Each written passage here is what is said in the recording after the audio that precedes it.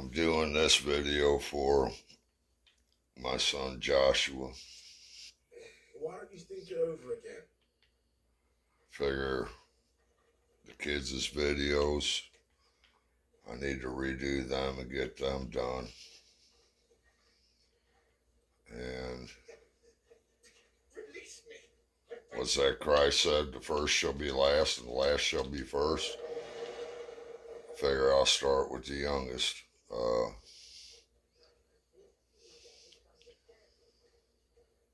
I don't even know where to start though. When I met your mother, Nathan, Seth, and Tiffany, they were already born, and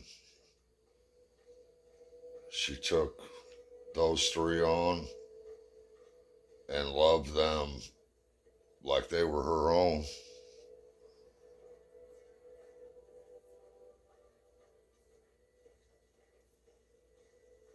Better than their own mother loved them, and in a lot of ways better than I loved them. I love all my children, each and every one of you. I would give my life for any one of my kids.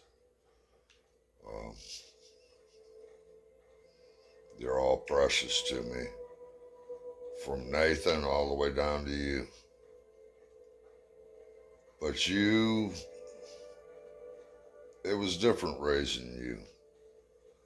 I've had all three of the older kids ask me, why did you treat Joshua different, Dad? It's because when I raised you, I had been away. I've been out in the desert for a while. Me and your mother tried for a long time to have you. A long time. I only got that one testicle because of that fight with the wind tramps, and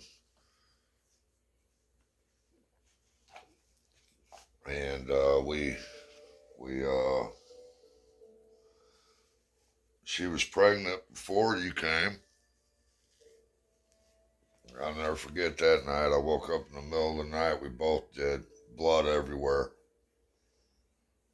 Took her to the hospital, and we lost the baby.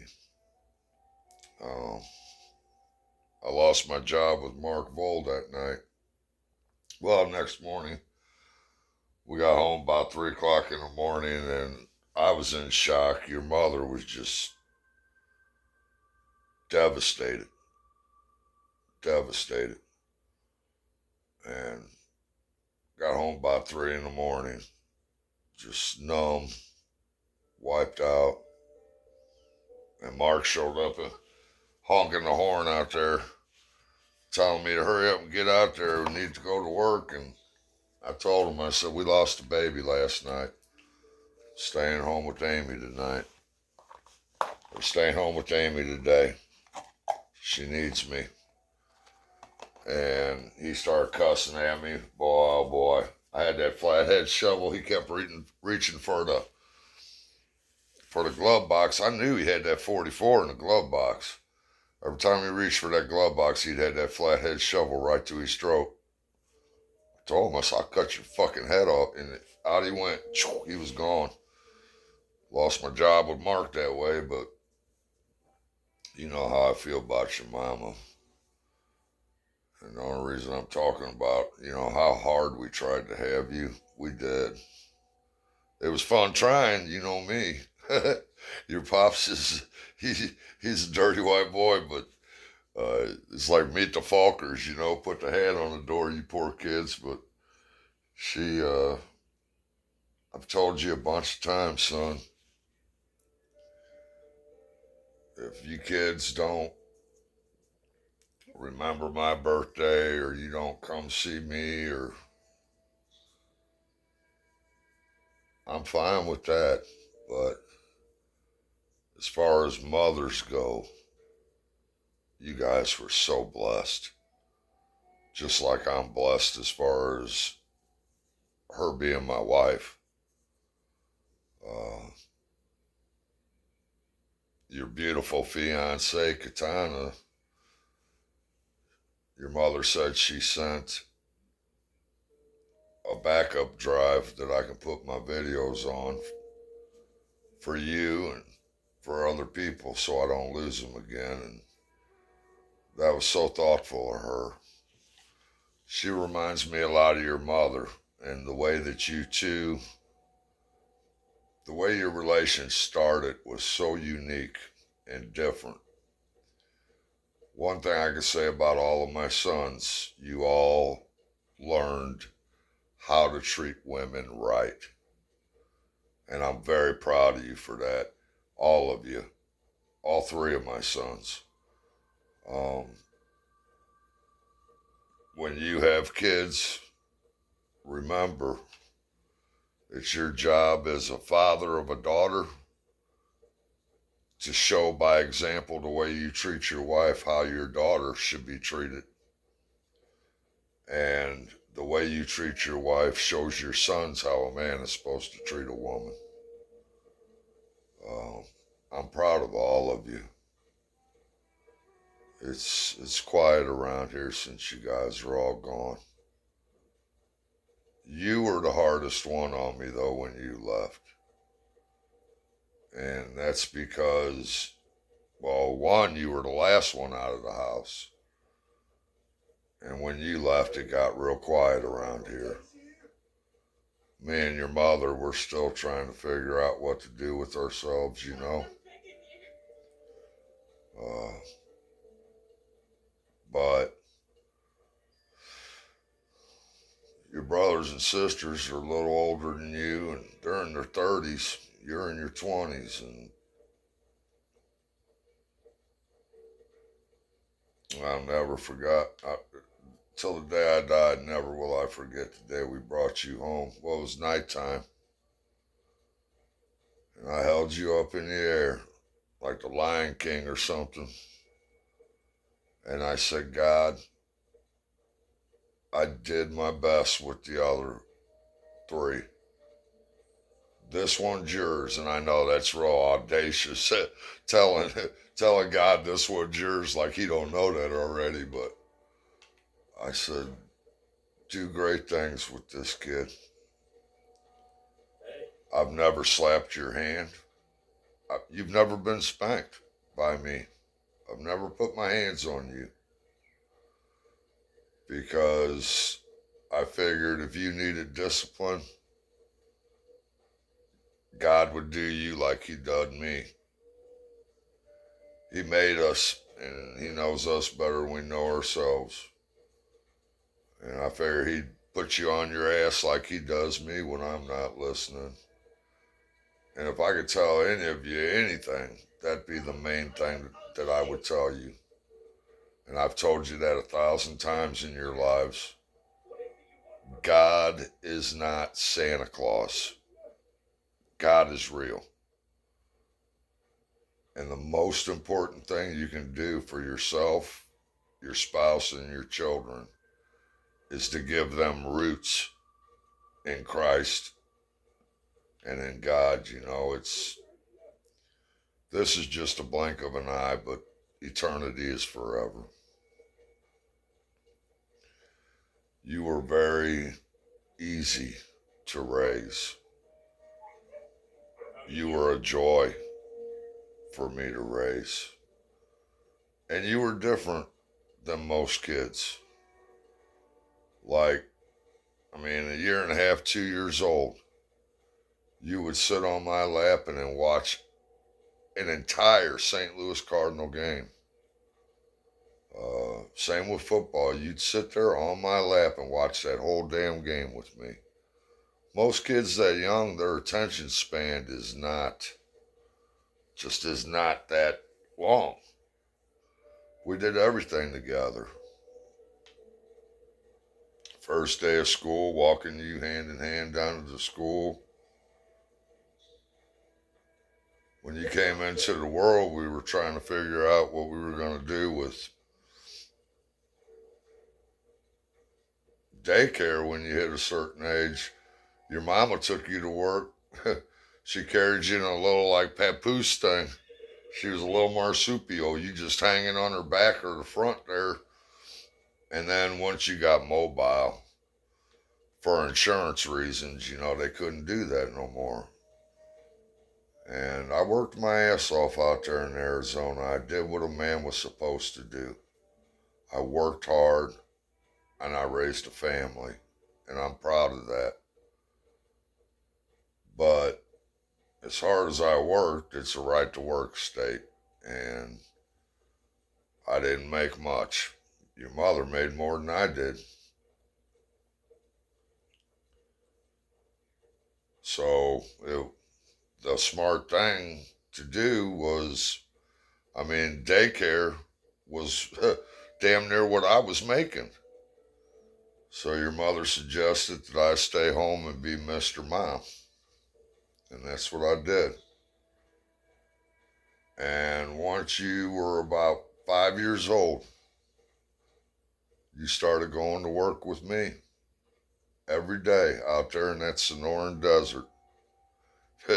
you, you'd be laying out top track, bottom track. Every day you went to work with me.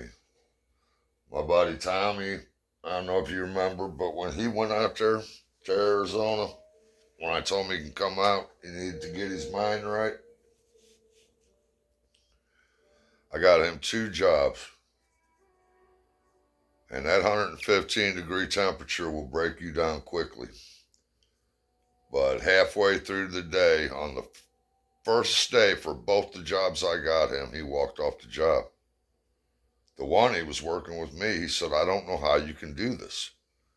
It's too damn hot. I can't do this. I don't know how you can do this. I said, I don't do it because I want to do it, Tommy. I do it because I got children to feed and a wife.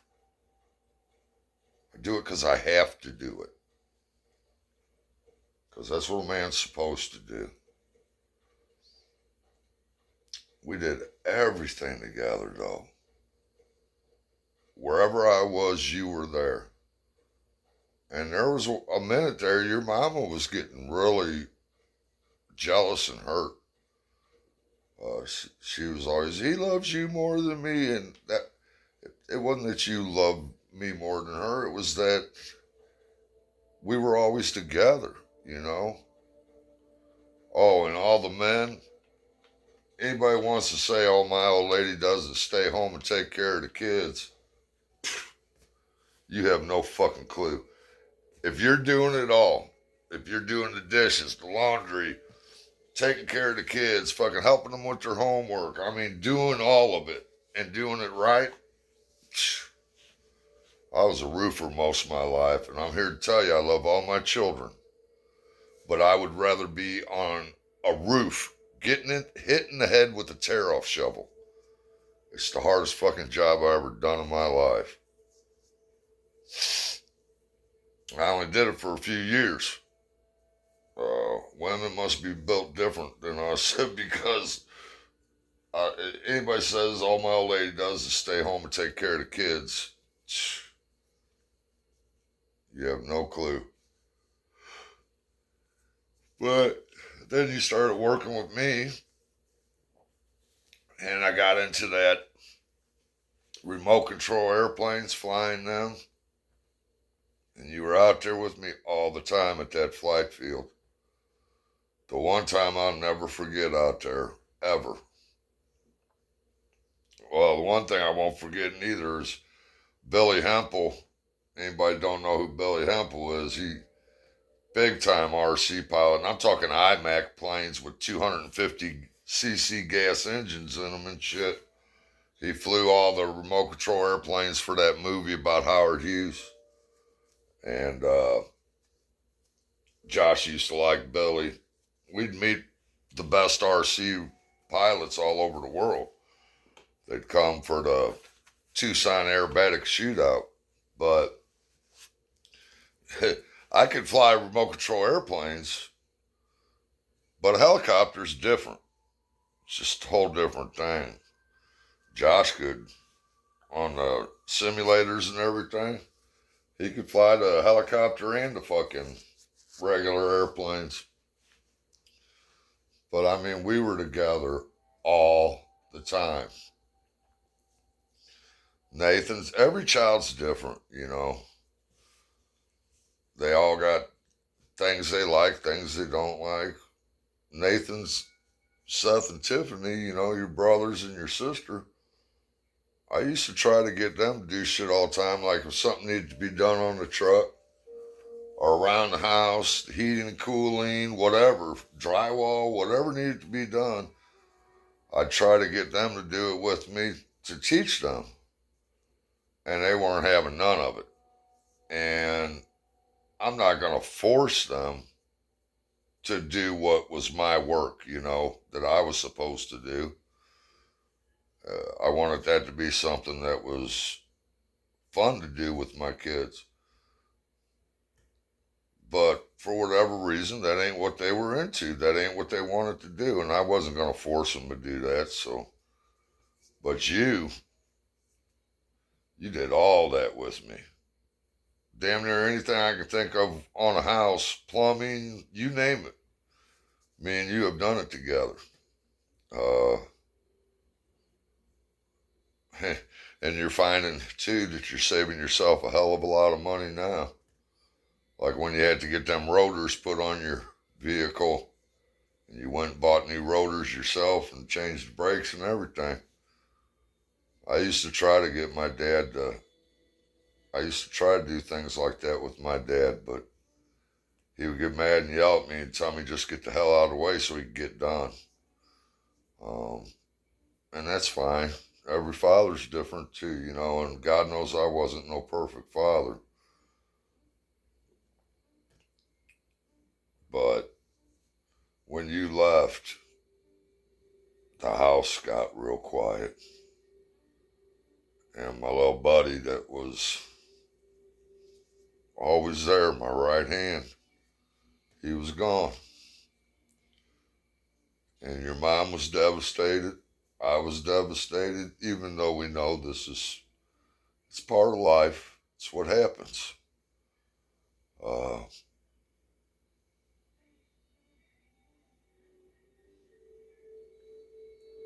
You raise them. You try to teach them right. Your brother Seth told me one time I taught all of you what not to do.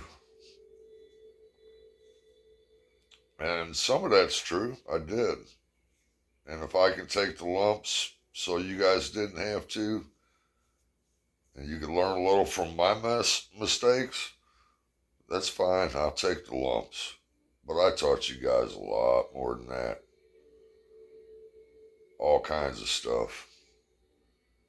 And you got to grow up in a house, Joshua, where a man loved a woman and the woman loved a man, and they truly loved and cared about each other. And it makes me really happy that you got Katana. She reminds me a lot of your mother. I think you two are going to live a very long and happy life together. I really do. Just the way you guys met was it was unique. You know, when I was in high school, if I couldn't get to a gal, that relationship wasn't going to last very long. And well over a year, you guys would do video chats all the time. I had to be careful because, remember one time I went down to the basement and you're all dressed up, got a bow tie and little table set up, candles and flowers. And I said, what the hell are you doing down here? You said, I'm having dinner. And I said, you're having dinner? With who? And you said Katana. And you pointed at the end of the table and I look and there's Katana on your cell phone. Hi, she said.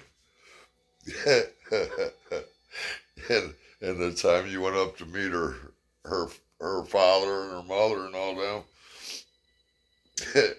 I come in the kitchen and I said, let me tell you something. I said, you don't lay down with that girl under that father's roof. You do not do that. And then I said, and if you're going to be laying down with her any other time, you shouldn't. But if you do, you better make sure you wear a condom or something. And I turned, get a cup of coffee, and the cabinet's open, and there's Katana up there in the cabinet. I said, hi, Katana. she heard all that, so I had to start being more careful, you know. But she's a beautiful young lady, and she's got a good heart, and I think you two will have a real good life together. You're dedicated to each other. You guys were together over a year, long distance, and I know all my kids, even my daughter, when they're with somebody, that's the person they're with. There's no other people on the sides. Uh, all my boys, you all know how to treat a woman, and I'm so proud of you guys for that. So proud of you guys. But yeah, it got real quiet around here. I sit here sometimes and like I was looking today at that photo frame that you guys can send digital pictures on, and I got to thinking about you, and then I was looking at my phone at some of these pictures at the beginning of this, and I was thinking, oh my God, where did all the years go? Where did all the years go? All my babies are gone, and your mom was really upset. I was hurt too. I was hurt every time all of you moved out, but like I said, you were the last one. And me and you did everything together, constantly together. Oh, that's what I was saying earlier. The time I was terrified, just terrified in Arizona. Me being the field marshal at Tucson International Modelplex Association with them remote control airplanes, I had to cut the grass out there, and they had that John Deere with the brush hog, and it had a cage on it and everything. So I had you up there with me. You were safe.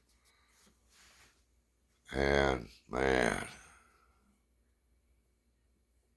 you go, Daddy, and you were sitting on my lap, and we were running that John Deere, and it was just the sun was just going down, and you said, Daddy, and you pointed over at this big old clump of creosote bushes and a mesquite tree.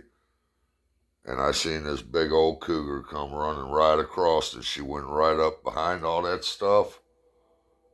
And closing my eyes and looking at what I saw, she was about 80 yards away from us. She or he, might have been a male, it was a pretty big cougar. Just as I saw it, I'll never forget this, the tractor died, ran out of gas. The truck is about a quarter mile up a gravel road, and here's me and you in the desert on a tractor that just ran out of gas, and there's a cougar, mountain lion, right there. I was terrified because I know how predators work. If she was hungry, she gonna go for you. I had like I had a little lock blade knife on me that night, little bitty knife. And I figured the best I could do, I told you, I said, Joshua, we're going to start going up to the truck. If anything happens, do not run, but you get your ass in that truck and you lock those doors, and you do not come out of that truck for any reason, and do not look back. Because I figured the best I could do is try to intercept, give it an arm, whatever, and start stabbing the hell out of it and hope you got to the truck. I knew if you got to the truck, your mama would come out eventually when we weren't home and come see what's going on and find you in the truck. But I was terrified. If I'd have been by myself, I'd have been nervous. But I had you with me. I was terrified. And make no mistake about it, without a doubt, I would have fucking tried to giving you enough time to. I'm not saying I can take a cougar. You can believe I'd be stabbing the hell out of it, but they like to go for the throat. Predators do. Cut off that air.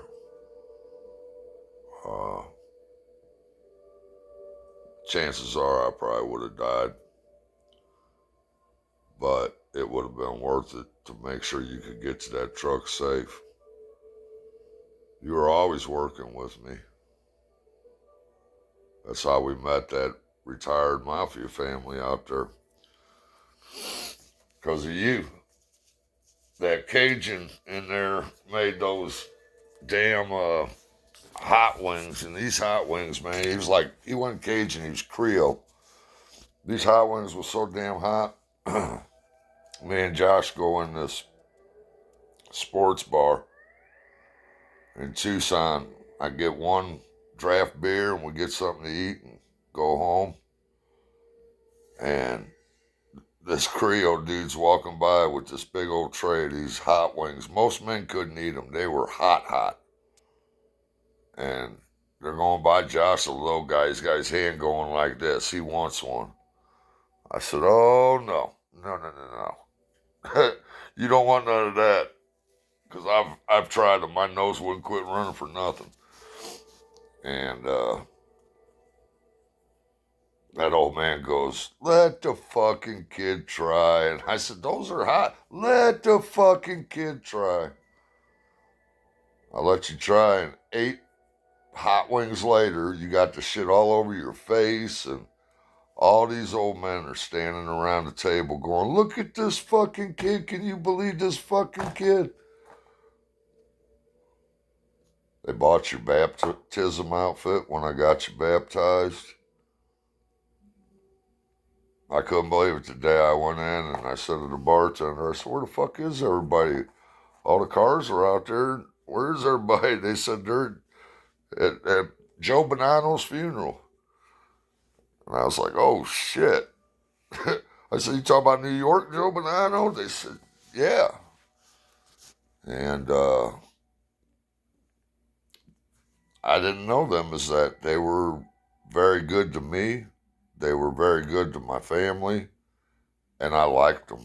I liked all of them that I met. That I didn't deal with them. I didn't, we'd talk and stuff, but I didn't. They were just cool people. I got along with them fine, and they were sure good to my kids. Here's $50. Give this to Seth or give this to John. I'd say, you don't have to do that. I know I ain't gonna fucking do that. You just make sure the kid gets the money. All right, man. But the day I went in and they said his name, I didn't even know who they were till then. They were just regular guys, But they were cool. And they did buy your Nick and Gloria. Nick got pissed off at me. Fucking, he owned the bar. And this homeless guy was in there, and I've not got nothing against homeless people. I've been homeless. But you were sitting there, you had your little soda, and I had my one mug of beer, and I walked up, put the beer on this homeless guy goes, if you want, you guys can come up here to the bar. And I said, no, we can't. I said, Nick and Gloria get in trouble if anybody under the age of 21 bellies up to that bar. And he goes, well, your kid can sit on my lap. Just as I got up to put my beer mug down, and I dropped the back of my hand on him like a sledgehammer. He did a complete flip and landed face down unconscious on the floor.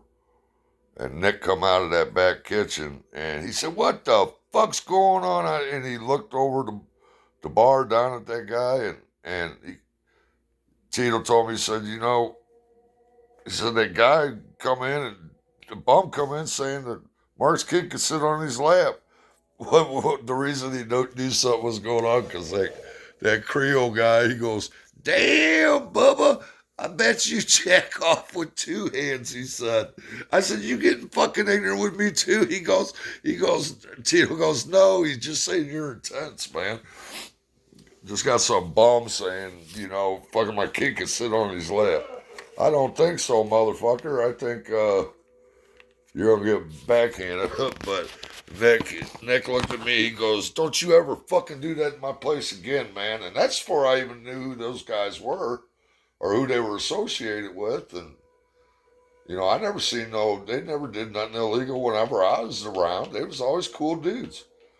Taught me how to play blackjack. I didn't know nothing about betting until I met those guys. I knew win, play, show, but by the time we left Arizona, I was like, give me a 7-2 Quinella in the sixth race, box it, or trifectas, superfectas. I've only been to a casino maybe 6 times in my life, and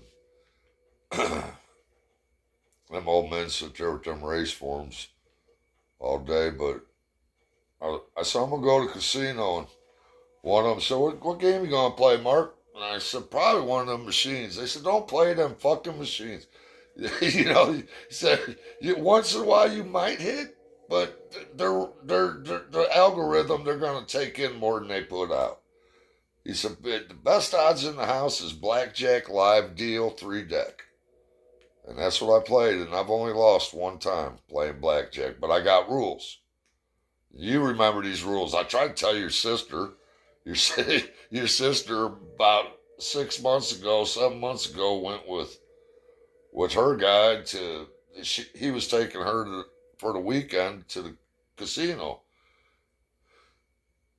And she said, Dad, I know you play blackjack and you do okay with it. Can you give me any advice? I said, yeah. I said, don't sit in the far left chair. Don't sit there unless you really know what the fuck you're doing. I said, also, once in a while, tip your dealer. Wet his beak. Give him a $5 or $5 chip or something, And what I do is I take, if I'm going, I'll take $200 with me. I don't take my credit cards. I don't take nothing like that. If that $200 is gone, it's gone. That's it. And I'll play with that $200. If I double my money, that $400 will go in my pocket, and whatever I got left over, I'll still play around with that.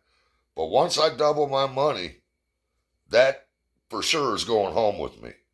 If I got over that, I'll play around with that a little bit, but that double, that's my rule. You double, you quit. It's a good night. You had a good time, you doubled your money, you quit and you walk.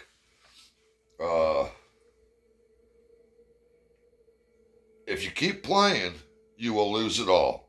The odds are on the house.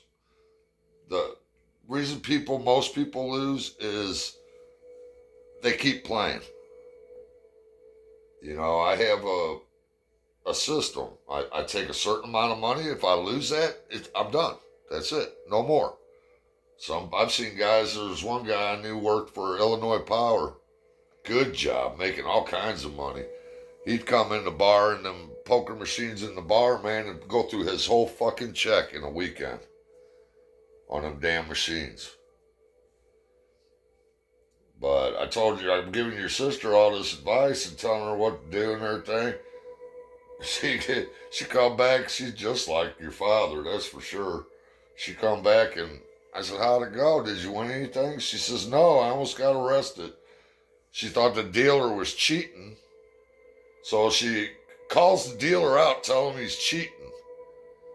And she tries to take a swing at the dealer. Security comes and she tries to hit the security guard.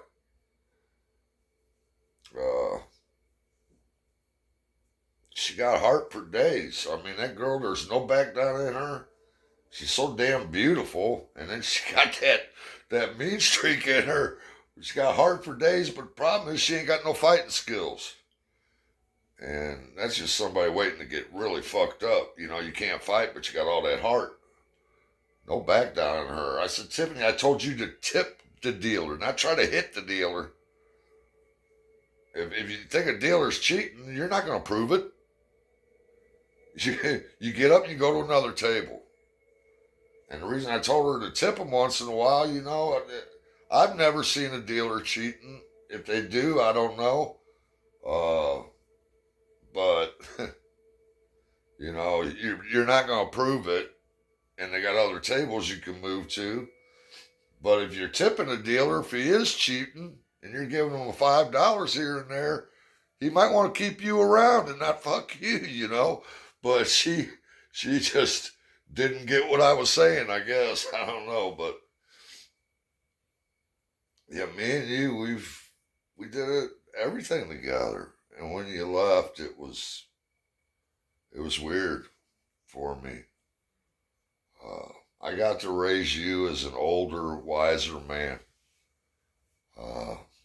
By the time you were born, except for that guy threatening to kill you guys and your mama out there, by the time you were born, I had calmed down. I was doing what a man should until that guy threatened my family. And thank God for Gary, because I will sacrifice myself to protect my family.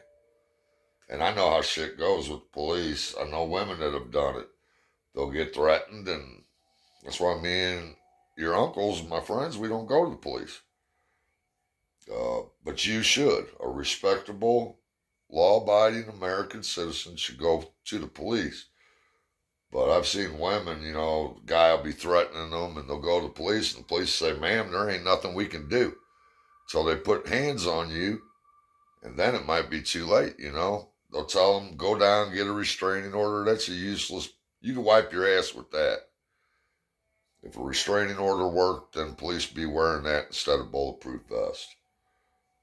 Somebody threatens your family like that, and I heard it with my own ears. I figured I had to cut the head off the snake. And thank God Gary talked me down that night. But I love all of you so much. I would give up my freedom. I would give up my life to protect all of you. But you were my right hand, man. You were my buddy. I mean, literally everything we did together. Not everything, but it was really a shock for me. And I told your mom when you moved out, I said, it's all right, he'll be back. They all come back. You ain't been back. You left like right at your 18th birthday. You moved up there with that young lady, and every time I talk to you, your bank account gets bigger and bigger, driving a new vehicle. All my children. I'm so proud of all of you. My sons are good men. They work legal, honest jobs. They don't treat their women like shit, put hands on them and everything else. They're law-abiding, contributing members of society. And it took a village to get you all raised, but as wild as your father was, I'm grateful to God in heaven that all of you turned out as good as you did. And I always try to tell all of you, every time I talk to you or see you, how proud I am of you. I think a lot of times parents want to just say when a kid's messing up. There's nothing wrong with telling them when they're doing good, too. I'd have gave anything to hear my father say, son, I'm proud of you. I don't say it just, you know me, I don't say nothing unless I mean it. But I'm very proud of all of my sons. Every single one of you. Nathan, Seth, you, my daughter Tiffany. Proud of her too. Baby daddy wasn't doing shit. She out there raising those 3 kids herself. And until Dustin come along, she finally got her a real man. This boy was a roughneck. Worked on them oil rigs down in Texas. I've heard some stories from your Big Joe about some of them roughnecks. Them boys are tough, man. I mean, They're some tough, hard-working men. And he's got a job with that cap water they bring in from California. And it's a good union job, and his ass is up and out the door at 4:30 every damn morning. Uh, your little sister finally got her a good man. Not a boy, a man. Them other two, they're man-child. Well, I shouldn't say that because my grandkids might see this someday, but grandkids, hopefully your daddies grow up and their nuts drop soon because they sure as hell ain't doing what the hell they're supposed to be doing. Tried to teach that one how to. Your sister, they needed the brakes changed on the car. I said, that's easy. Literally 2 bolts to get that caliper off the rotor. And I said, you take the phone out there, I'll talk you through it. Ain't nothing to it. He wouldn't do it. Your sister ended up going out and doing it. She should have kicked his ass. It's like, I know you remember that guy across the street over there. The one that used to call me Uncle Mark. And I told Nate, I said, is this little motherfucker getting ignorant with me? Oh, no. It's actually, that's respectful, Nate said. I couldn't believe it. I was out there. I'm all hot, burning up. But them little girls, they had them just bright red faces, and their mother's in the kitchen over there. It was so damn hot. In the high 90s and like 80-something% humidity. It was just stifling. Your mama was worried about me having another grand mal seizure. And that young man come over and said, my air conditioner ain't working. So I figured, well, I'd go over and teach him something like I did with you. He could save himself and his family some money down the road. Because me and you, we could save a lot of money. There ain't much we can't do. When you were leaving, I knew exactly what was wrong with that damn stove in there. I said, will you do me a favor? That stove ain't working. Right. Think you take a look at that and tell me what you think? I can't figure it out. I was seeing if you could troubleshoot it and figure it out.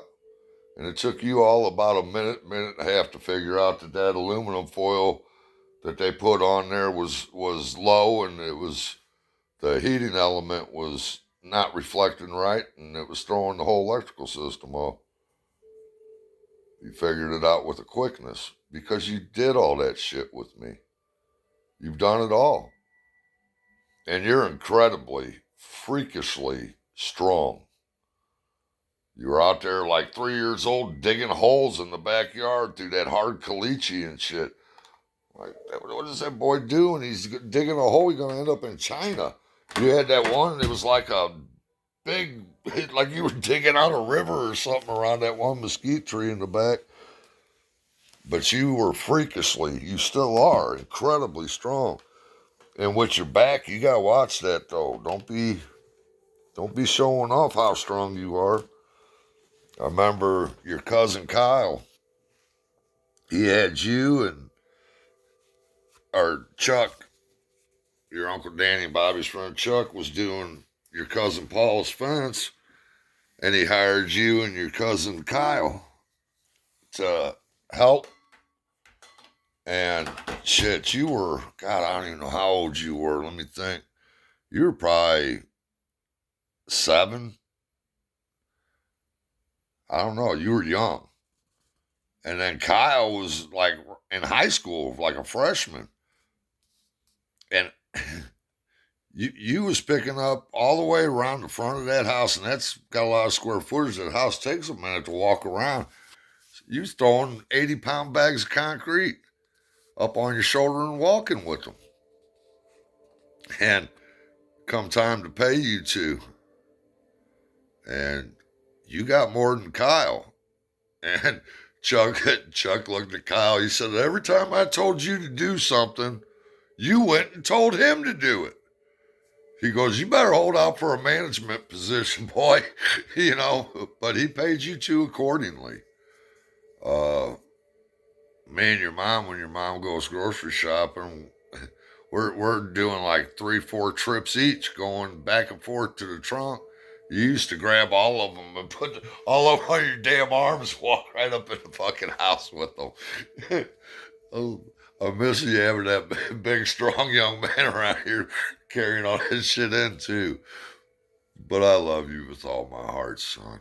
Uh, it has been such an honor being your father. Um, I realized with Nathan, Seth, and Tiffany raising them before you, all of us as parents were going to make mistakes. But when you were born, I was older. I was getting some maturity. I had calmed down a lot. And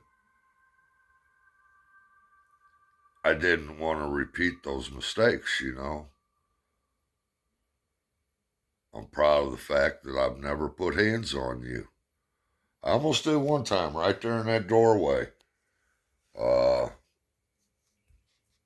turned with my fist cocked back and I caught myself. You kind of went stumbling back real quick, and I think your brother Nathan told you don't poke the bear, but I caught myself. I caught myself, and I'm glad I did, because I can honestly say I've never put hands on you, son. I didn't have to. You were so easy to raise. So easy to raise. And I love all of you. Every single one of you I love more than you will ever know. But when you left, it was like a piece of me was gone because we were just always together. But that's the way life is. You found a wonderful woman that you're going to have a wonderful life with. And that's what happens. That's what the Bible says, even. It says, so a man shall leave his mother and father, and he shall cling to his wife, and the two shall become one. What God has joined, let no man separate.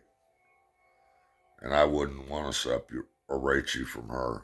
She's a wonderful, wonderful young lady. And me and your mother will be more than proud to have her as part of our family. She's a good girl. She reminds me a lot of your mom. But yeah, you ain't coming back. You keep getting raises and just thriving. Could not be prouder of you. You're farther right now, Josh, than I was in my late 30s.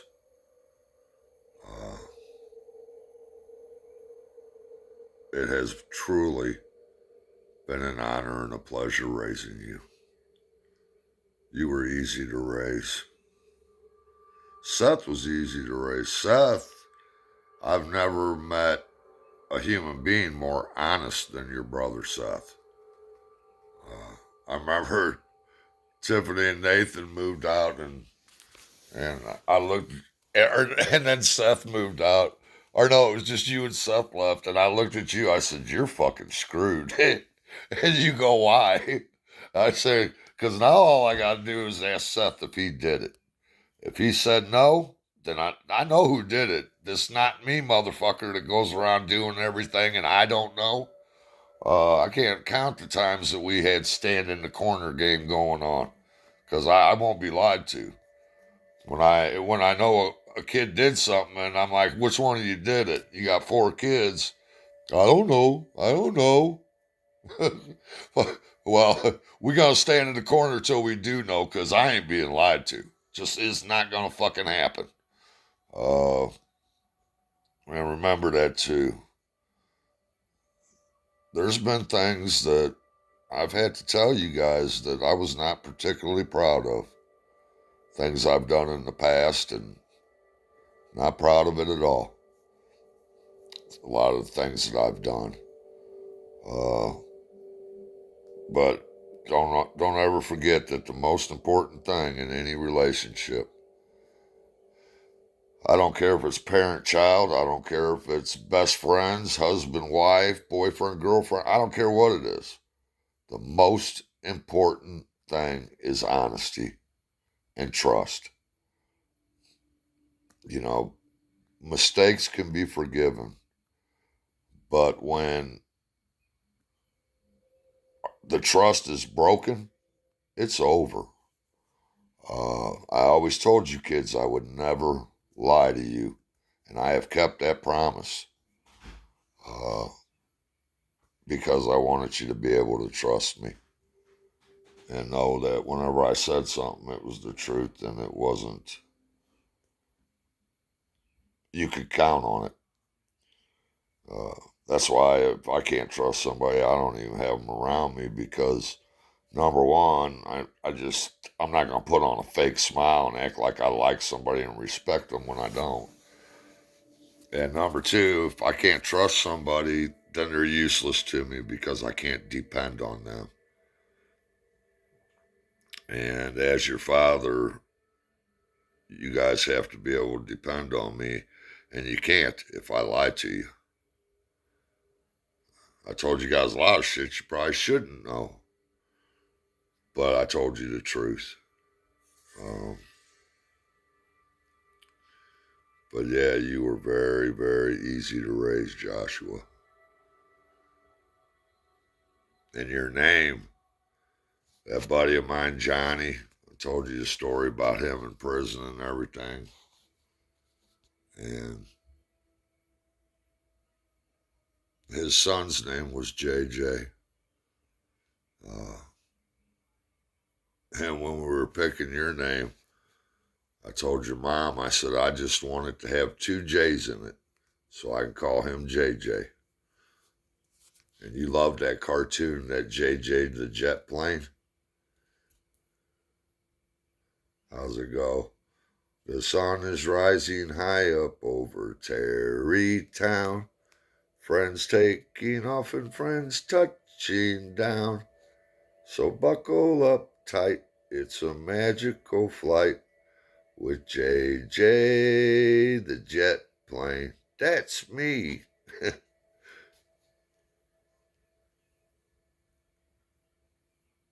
I had a fun time raising you though, son. I love you very much. And I told God that night, I held you up in the air. I said, this one's yours, God. Do great things with them. And remember this too.